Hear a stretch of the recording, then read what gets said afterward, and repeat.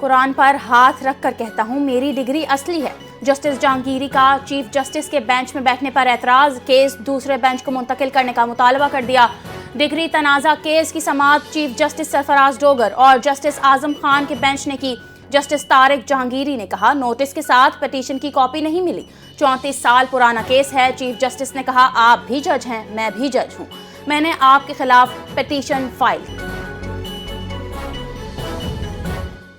حکومت نے مالی سال 2025 میں منی بجٹ لائے بغیر معاشی اہداف پورے کیے۔ وزیر مملکت خزانہ بلال اظہر کیانی کی اسلام آباد میں نیوز کانفرنس، کہا مہنگائی کی شرح میں کمی، زر مبادلہ کے ذخائر مستحکم ہوئے ہیں، tax to G D P کے شرح میں اضافہ ہوا ہے۔ پی ٹی آئی نے ملک کو دیوالیہ کرنے کی کوئی کسر نہیں چھوڑی۔ پی ٹی آئی نے قرض پروگرام رکوانے کے لیے آئی ایم ایف کو خط لکھے۔ پی ٹی آئی نے اپنے مجرموں کی رہائی دلوانے کے لیے ملکی مفاد کے خلاف ہر کام کیا۔ پی ٹی آئی کا بیانیہ کبھی معیشت، کبھی سفارتکاری اور کبھی ملکی سلامتی کے خلاف ہوتا ہے۔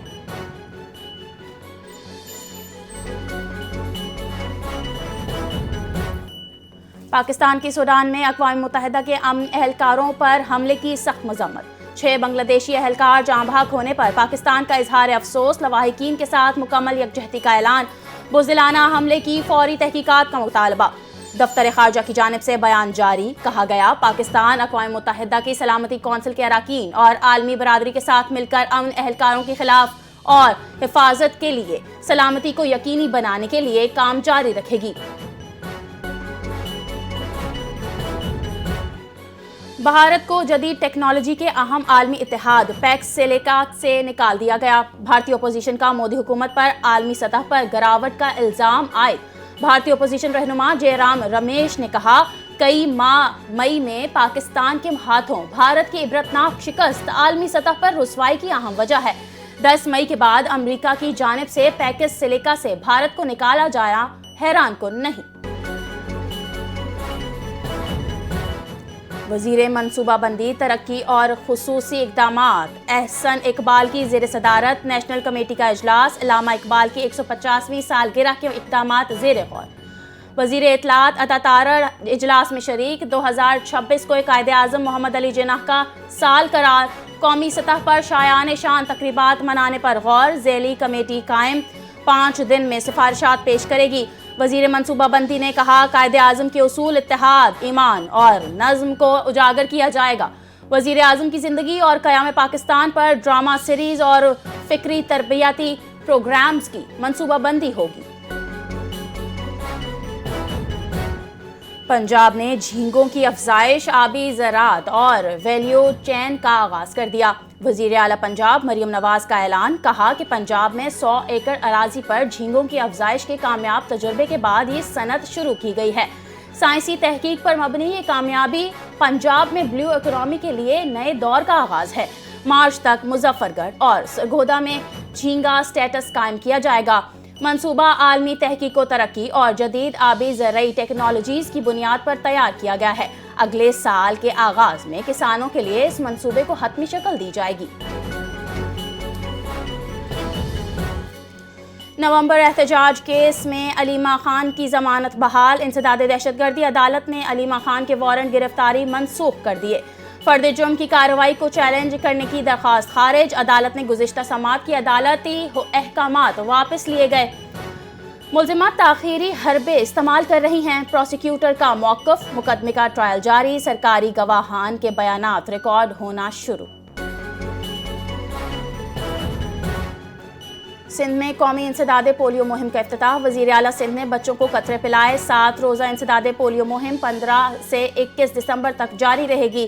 سندھ کے 30 اضلاع کی 1345 یونین کونسل میں انسداد پولیو مہم چلائی جائے گی۔ وزیر اعلیٰ سندھ مراد علی شاہ کی انسداد پولیو مہم کے افتتاح کے بعد میڈیا سے گفتگو، کہا مہم کے دوران 1 کروڑ 6 لاکھ بچوں کو پولیو سے بچاؤ کے قطرے پلانے کا ہدف مقرر کیا ہے۔ رواں سال سندھ میں پولیو کے 9 کیسز رپورٹ ہوئے، آخری کیس بدین سے سامنے آیا۔ گفتگو کے دوران انہوں نے کہا کہ پولیو کا خاتمہ حکومت کی اولین ترجیح، والدین ویکسینیشن یقینی بنائیں۔